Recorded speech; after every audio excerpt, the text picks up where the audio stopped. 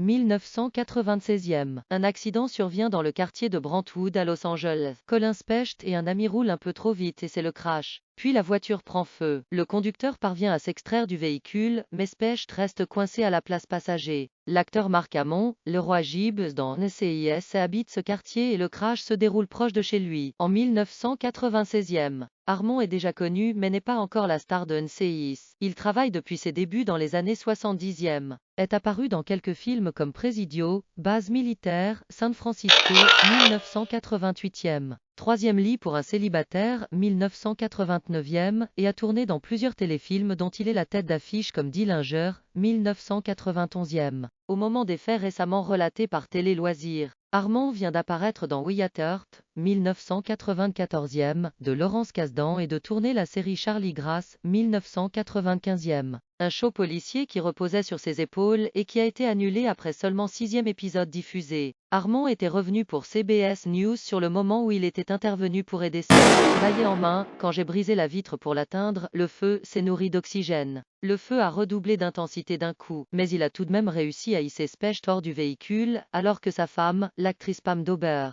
appelait les secours. Specht était lui aussi interrogé, et il a déclaré, à propos d'Harmon, « Je lui dois tout. Je n'ai aucun doute que je serai mort. Il m'a tiré parce que j'étais encore à l'envers avec la ceinture de sécurité. Et il m'a arraché de la voiture. Il avait beaucoup plus à perdre. Il avait femme et enfants. Et une carrière reposant sur son visage et son apparence, c'est le vrai altruisme. Je ne m'en attribuerai pas le mérite, car si la voiture avait explosé avec moi à côté, on aurait parlé de deux jeunes garçons qui n'ont plus de père. Et vous seriez en train de faire cette interview avec ma femme et de dire à quel point c'était stupide. » Après cet accident qui aurait pu finir bien plus tragiquement, Harmon est parti jouer un médecin dans Chicago Hope durant 95e épisode. De 1996e à 2000e, avant de rejoindre NCIS, enquête spéciale à son lancement, en 2003e. Il y restera 19e ans. Rappelons pour être complet qu'en 2019e et 2020e, Marc Harmon a été accusé par 2 fois par Pauley Perrette, Abby dans la série, d'avoir tenu des propos offensants. Il y a des choses tellement racistes, tellement misogynes, tellement homophobes et cruelles qui ont été dites sur le plateau de cette série, et je n'en ai jamais parlé car ces mots sont blessants. Et vous vous demandiez pourquoi je suis parti. Ces producteurs sont toujours là, tous,